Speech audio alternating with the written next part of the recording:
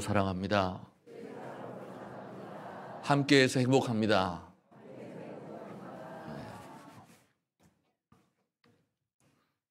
누군가를 기쁘게 해준다는 것은 행복한 일입니다. 좋은 일이고 기쁘게 해줄 수 있다라는 사실만으로도 행복한 것입니다.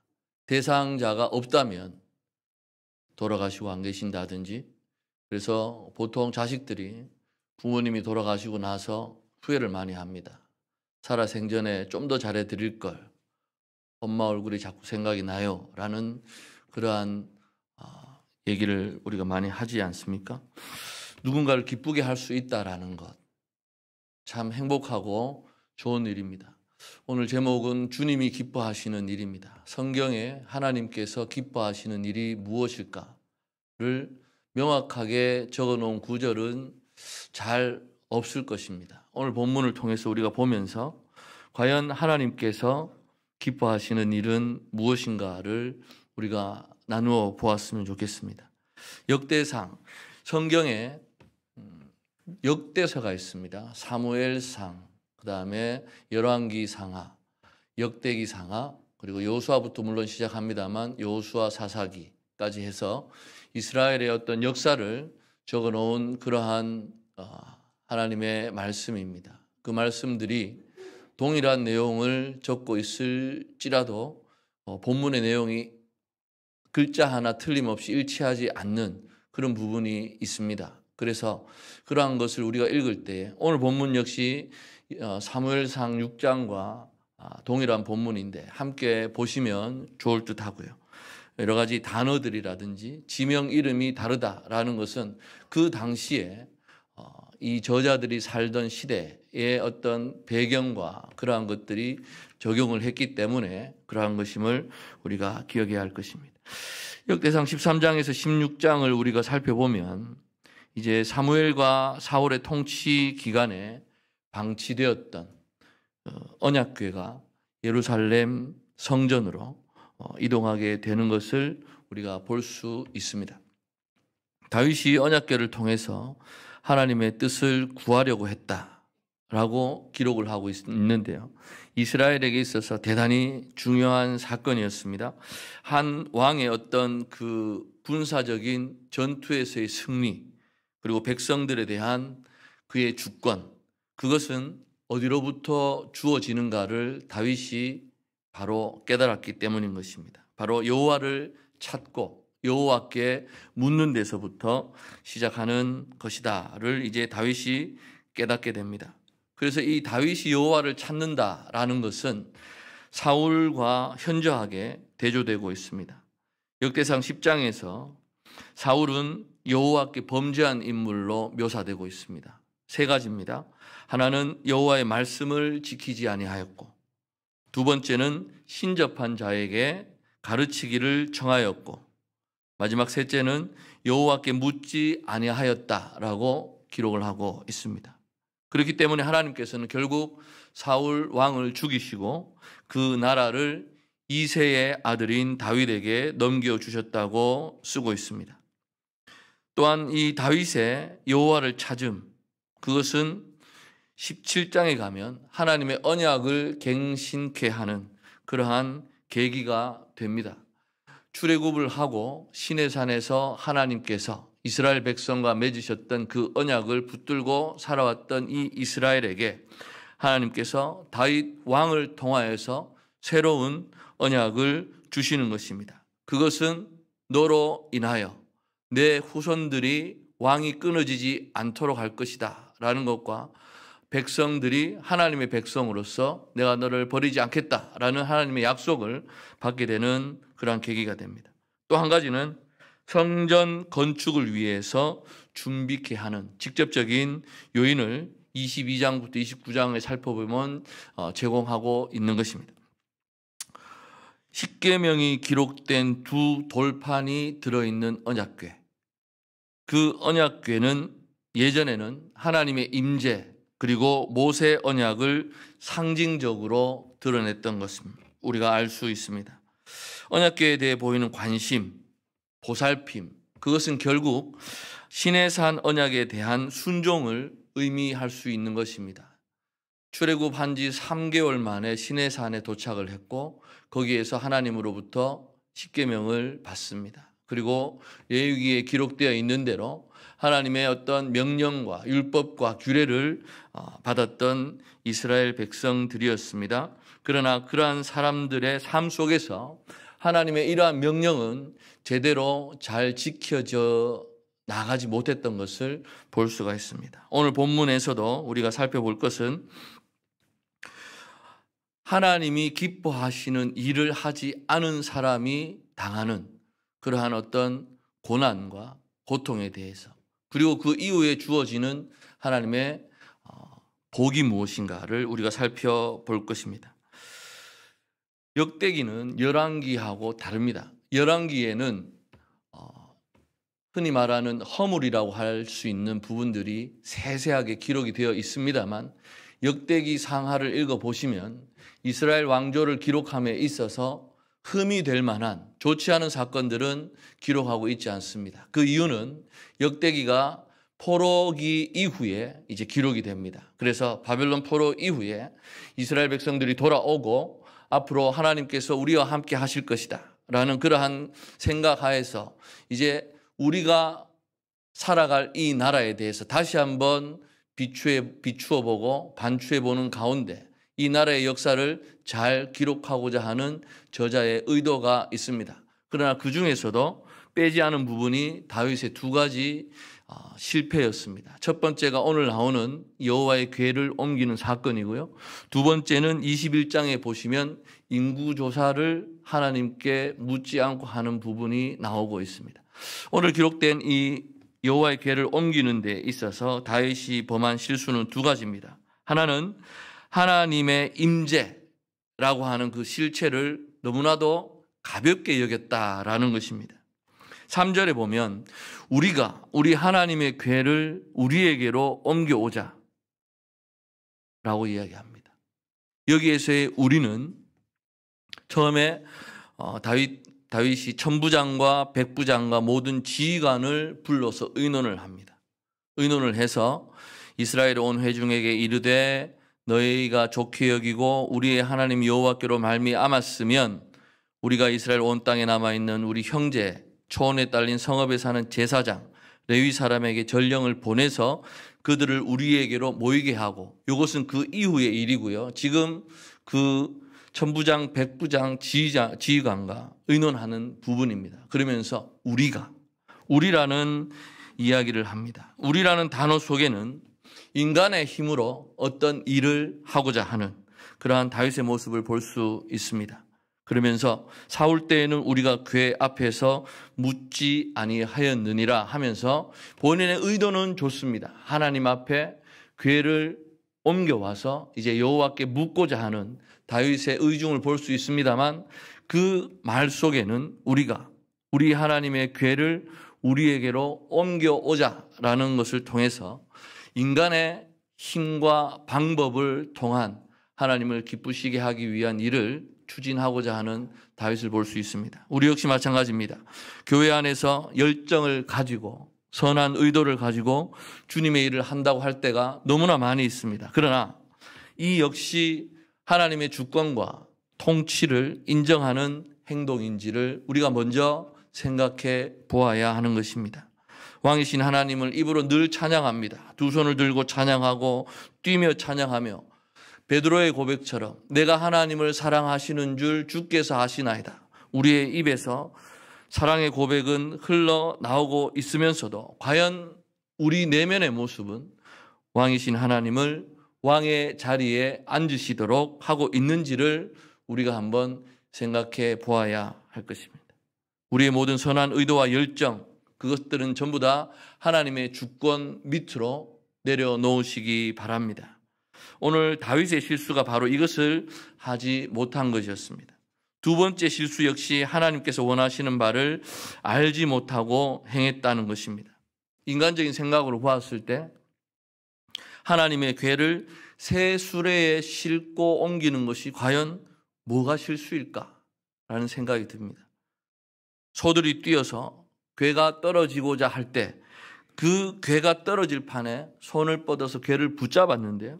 그것은 당연한데 왜 그 사람을 하나님의 진노하심으로 죽이시는가라는 것입니다. 처음에 이 부분을 읽게 되면 이해되지 않는 그러한 생각들이 막 떠오를 것입니다. 그러나 성경을 읽는 우리가 이스라엘의 옛 영광이 재건되기를 원한다면 중요한 것이 하나님의 역동적인 거룩함입니다. 그 거룩함은 인간이 제한할 수 없다라는 것을 우리는 기억해야 합니다. 다윗은 하나님의 참된 본질을 인식하지 못한 채 결정적인 실수를 범했습니다. 그리고 더군다나 그 잘못된 결정의 대가는 백성들이 지불하는 것을 우리는 성경을 통해서 볼 수 있습니다. 새 수레에 궤를 옮긴다는 것, 그 당시 이방인들이 하는 방식이었습니다. 블레셋인들이 하던 방식으로 수레에 궤를 실어서 옮겼습니다. 우리가 알고 있다시피 엘리 시대에 전투 가운데 블레셋의 궤를 빼앗겼습니다. 그래서 그 궤가 있는 곳마다 하나님께서 벌을 내리시니까 이 사람들이 이 궤를 어떻게 할지 몰라서 지방마다 막 옮깁니다. 그러면서 수레에 실어서 옮기고 그러다가 마지막 한 곳에 갔을 때 하나님의 어떤 저주가 임하지 않는 것을 보고 그들이 기뻐했다라고 하는데요. 그런 식으로 이방인들이 그들의 어떤 신앙적인 상징물을 옮길 때에 수레에 실어서 옮겼습니다. 마찬가지로 블레셋 사람들이 하던 그 방식을 다윗은 그래도 새 수레라고 기록하고 있지 않습니다. 아주 좋은 수레였을 것입니다. 그 수레를 만들어서 옮겼는데 그것은 하나님의 방법이 아니었다라는 것입니다. 웃사의 죽음, 그것은 잘못됨에 대한 하나님의 심판이었습니다. 몰랐던 사항이 아니었습니다. 그것을 무시하고 인간들의 마음대로 행함에 대한 심판이었던 것입니다. 과거 율법에 나와 있는 대로 어떻게 해서 궤를 옮겨야 할 것인가를 만약에 다윗이 찾아보고 살펴보고 했었더라면 이러한 일은 일어나지 않았을 것인데 우리가 하고자 하는 이 일이 하나님께서 기뻐하시고자 하는 일일 것이다 라고 생각한 것입니다. 오늘날도 마찬가지입니다. 우리가 교회와 가정에서 우리가 모르고 저지르는 죄악된 행동들은 거의 없습니다. 거의 없습니다. 가르치지 못한 우리 선배들과 우리 부모들의 잘못은 있을 것입니다. 그러나 그것은 알고 있는 것을 가르치지 못한, 어떻게 보면 교육하지 못한 우리의 잘못이지 진리의 부재인 것은 아님을 우리는 명확히 알아야 합니다. 그렇게 이러한 사건들이 일어나고 나니까 이제 12절에 보시면 다윗의 고백이 바뀌게 됩니다. 내가 어떻게 하나님의 궤를 내 곳으로 오게 하리요라고 하는 다윗의 고백을 우리는 봅니다. 진정한 하나님을 만나고 난 이후에 다윗은 바뀝니다. 자신의 실체를 깨닫게 되고 리더의 잘못으로 인하여 그 결과로 혹독한 대가를 백성이 치르게 되자 모든 잘못에 대한 책임을 본인의 책임으로 절실히 깨닫고 있습니다. 우리 하나님의 궤를 했던 다윗이 내가 어떻게 하나님의 궤를 내 곳으로 오게 하리요라고 바뀌고 있는 것을 봅니다. 오늘 본문을 통해서 우리가 살펴보고자 하는 두 가지는 성경 지식의 중요성입니다. 다윗이 이스라엘 왕이 된 것은 그가 하나님의 말씀에 순종했기 때문이었습니다. 그런 다윗도 전혀 실수가 없지는 않았습니다. 대표적인 실수 중 하나가 오늘 나오는 하나님의 궤를 옮겨올 때 율법으로 규정에 따르지 않았다라는 것입니다. 다시 말하면 하나님을 사랑했으나 바른 지식을 갖지 못했던 다윗의 모습을 통해서 우리의 현실을 우리는 돌아볼 수가 있는 것입니다. 다윗이 궤를 옮겨오자고 했던 그 의도는 불순한 것이 아니었습니다. 지휘관들과 의논했을 뿐만 아니라 온 백성에게도 알리려고 했습니다. 그리고 사울처럼 자기가 이스라엘을 마음대로 통치하지 않겠다. 나는 하나님께 하나님의 뜻을 물으면서 다스리기를 원했던 다윗이었습니다. 그래서 백성들 역시 이것을 기쁘게 받아들였다라고 4절에 기록합니다. 뭇백성의 눈이 이 일을 좋게 여김으로 온 회중이 그대로 행하겠다 한지라 백성들도 찬성을 했습니다. 여기까지 보기에는 전혀 문제가 없습니다. 그러나 그 이후에 여호와 궤 앞에서 묻기 위해서 옮겨오자 했음에도 불구하고 이 일을 구체적으로 어떻게 진행할지에 대한 율법의 규정을 살피지 않고 사람들의 의견만을 들었다라는 것입니다. 지휘관들이 모여서 얘기했지 않겠습니까?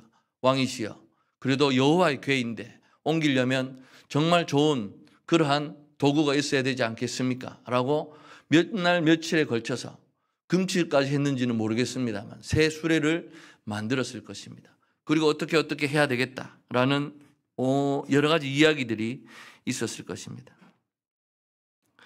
그 대화들이 성경에 기록되어 있지는 않습니다만 사람들의 생각이 대화의 재료가 된다면 그것은 그 의도가 아무리 선하고 바르다 하더라도 결국은 비극의 씨앗이 될 수밖에 없다라는 것입니다. 그래서 다윗은 이야기합니다. 더불어 의논함에 있어서 두 가지 원칙을 2절에서 먼저 제시했습니다. 너희가 좋게 여겨야 한다. 하나님 여호와께로 말미암아야 한다라는 이 두 가지였습니다. 이 원칙은 오늘날 우리에게도 동일하게 적용됩니다.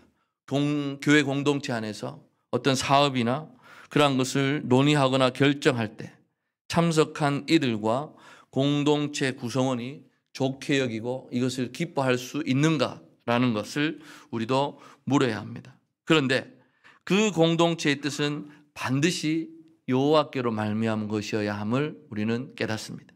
어느 한쪽의 원칙만 고수가 되면 공동체는 하나님 뜻을 행할 때 맛볼 수 있는 그런 기쁨을 잃어버리게 되는 것입니다. 사울왕은 하나님께 묻지 않았습니다. 사울왕이 얼마나 잘났던 사람입니까? 키도 다른 사람들보다 더 컸고요. 처음에는 성령이 임했던 사람이었습니다. 그러나 하나님께서 세우시고 통치하시는 이스라엘 왕에게 요구되던 가장 기본적인 덕목은 무엇이냐? 여호와 하나님께 여쭙는 것이었습니다.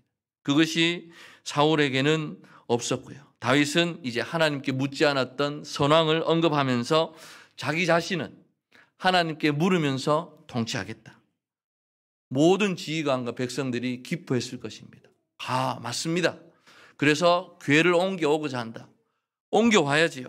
모든 이들이 찬성을 했던 것입니다. 우리 역시 하나님께 묻는 인생을 살아야 합니다. 하나님을 찾지 않는 인생, 그 인생 자체가 바로 비극인 것입니다.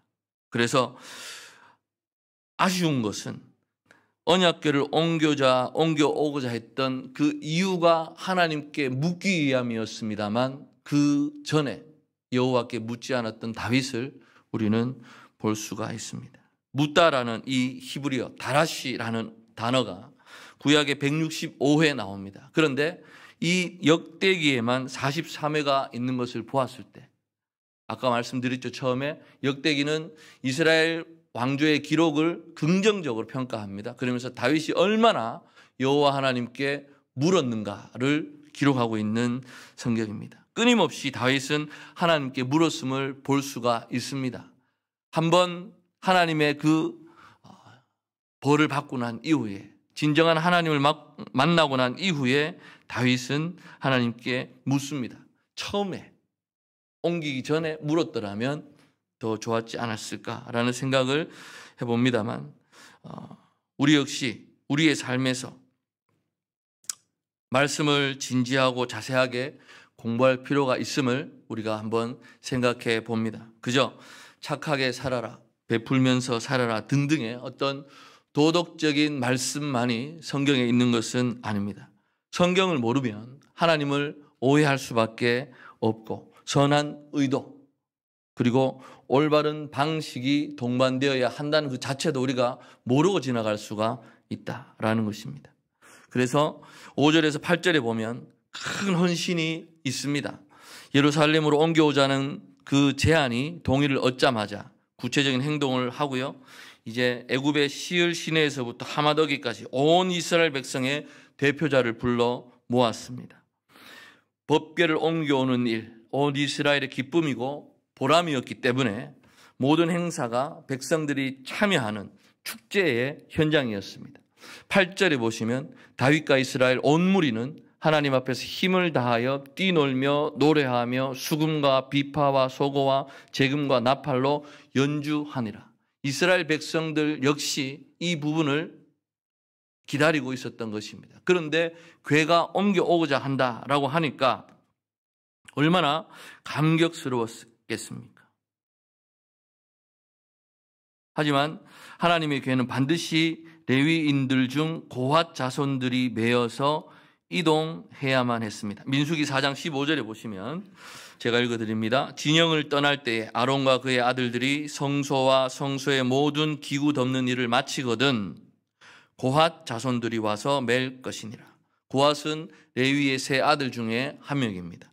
그래서 그의 자손들 고핫과 게라리와 무라리 이 세 명의 아들이 있었고 그 아들들의 족속마다 하는 일들이 달랐습니다. 그런데 고핫 자손들이 와서 이 궤를 메고 옮기라고 말씀합니다.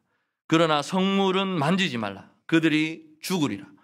회막 물건 중에서 이것들은 고핫 자손이 맬 것이며 민수기 4장 15절에 기록을 하고 있습니다. 그래서 어떻게 보면 사람이 궤를 메는 것보다 수레에 싣고 가는 것이 훨씬 쉽고 간단할 수 있습니다.